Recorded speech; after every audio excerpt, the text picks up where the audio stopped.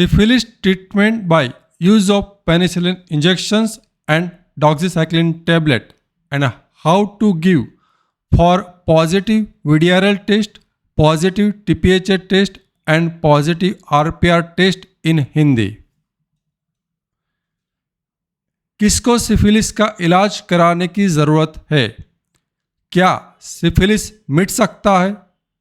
क्या इंजेक्शन्स के बाद VDRL और TPHA टेस्ट नेगेटिव हो जाता है? कैसे पता लगाए कि सिफिलिस मिट गया है कि नहीं? इलाज के लिए कौन से विकल्प उपलब्ध है? डॉक्सीसाइक्लिन टैबलेट और पेनिसिलिन इंजेक्शंस। आपको कौन सा विकल्प चुनना चाहिए? पेनिसिलिन इंजेक्शंस दिलाने के लिए आपको कहाँ जाना होगा? पेनिसिलिन इंजेक्शंस कितनी बार देना होता है? और पेनिसिलिन इंजेक्शंस कैसे देते हैं और उसका खर्चा कितना होता है? सबसे पहले देखते हैं किसको सिफिलिस का इलाज करने की ज़रूरत है। जिस इंसान का ये तीनों रिपोर्ट पॉजिटिव हो, सिर्फ और सिर्फ उसी इंसान को सिफिलिस का इलाज कराने की ज़रूरत है। जिसका VDRL रिपोर्ट पॉजिटिव है, दूसरा TPHA रिपोर्ट पॉजिटिव है और तीसरा RPR टाइटर जिसका पॉजिटिव है और टाइटर का वैल्यू भी 1:8 से ज़्यादा होना चाहिए। तो ये तीनों रिपोर्ट इसी किस्म के पॉजिटिव आए, सिर्फ और सिर्फ उसी लोगों को सिफिलिस का इलाज कराने की ज़रूरत है। क्या सिफिलिस मिट सकता है? तो हाँ, सिफिलिस मिट सकता है। क्या इंजेक्शन के बाद VDRL और TPHA नेगेटिव हो जाता है? तो ये रिपोर्ट VDRL और TPHA इलाज के बाद नेगेटिव हो भी सकता है और नेगेटिव नहीं भी हो सकता है, लेकिन इससे कोई फर्क नहीं पड़ता। इस इलाज के बाद VDRL और TPHA के रिपोर्ट के आधार पर इलाज की सफलता तय नहीं की जाती। तो इसलिए आपको इलाज के बाद VDRL और TPHA का रिपोर्ट कराने की आवश्यकता नहीं है और ना कराए। और यदि आपने करा भी लिया है तो इस इलाज के बाद के VDRL और TPHA रिपोर्ट को ध्यान में ना ले। तो फिर कैसे पता लगाया जाए कि सिफिलिस की बीमारी मिट गई है या नहीं? तो इसके लिए आपके तीनों इंजेक्शंस दे दो, उसके बाद आपको 6 महीने के बाद RPR टाइटर का रिपोर्ट कराना है। यदि ये 6 महीने इलाज से 6 महीने बाद RPR टाइटर जो आपका 1/4 हो जाए, इलाज करने से पहले आपका जो भी RPR टाइटर आया था वो इलाज के 6 महीने के बाद 1/4 हो जाए, तो इसका मतलब ये होगा कि आपको सिफिलिस मिट गया है। एग्जाम्पल के तौर पर यदि इलाज से पहले आपका RPR टाइटर 1:400 आया था और आपने इलाज करा लिया, 3 बार इंजेक्शंस दे दिए और उसे 6 महीने बाद आपने वापस RPR टाइटर कराया और वो 1:100 या तो उससे कम आ जाए, तो इसका मतलब ये माना जाएगा कि आपको सिफिलिस मिट गया है। याद रखिए, इलाज के बाद भी RPR टाइटर नेगेटिव हो जाना ज़रूरी नहीं है। इलाज के लिए कौन से 2 विकल्प उपलब्ध है? एक है डॉक्सीसाइक्लिन 100 mg गोली और दूसरा है पेनिसिलिन इंजेक्शन। तो सबसे पहले बात कर लेते हैं इस टैबलेट यानी कि गोली के बारे में।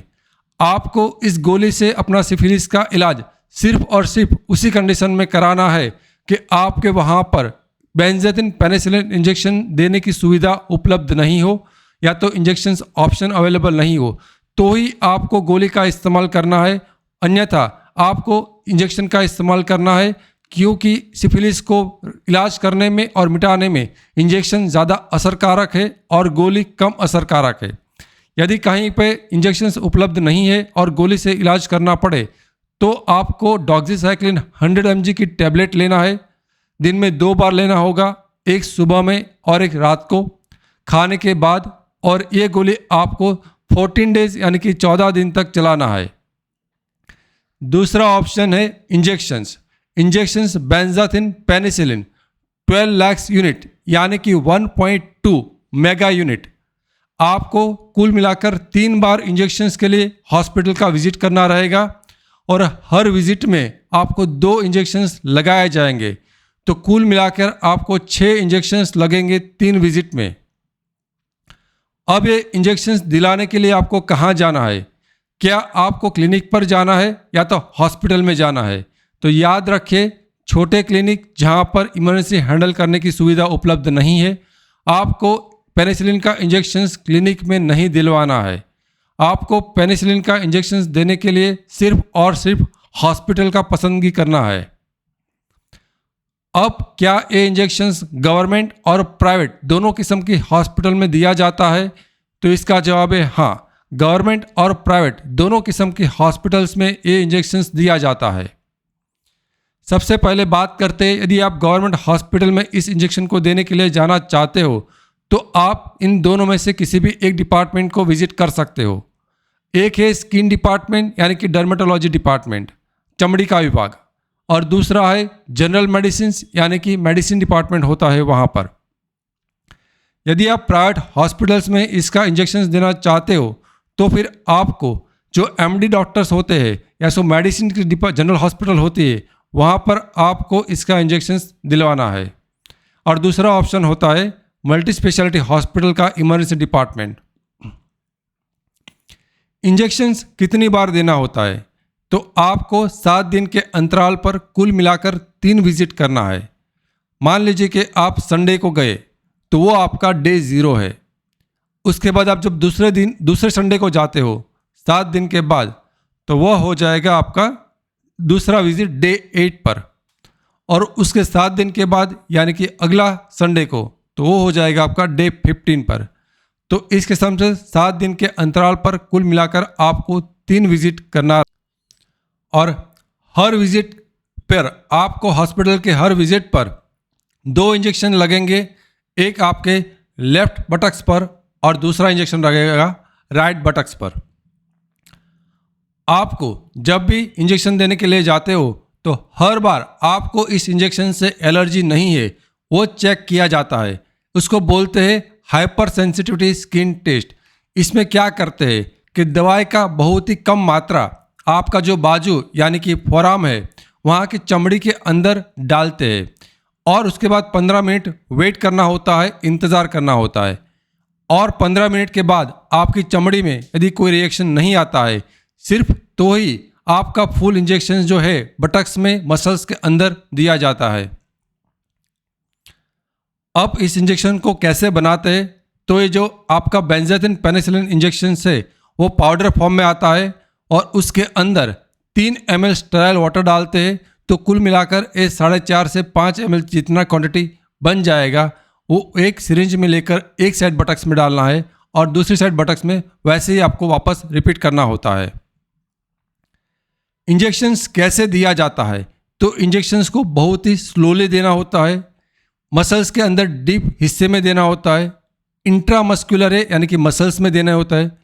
जो बटक्स है उसके अपर यानी कि ऊपर वाले और आउटर मतलब कि बाहर वाले जो हिस्सा है क्वाड्रेंट है उसमें देते हैं।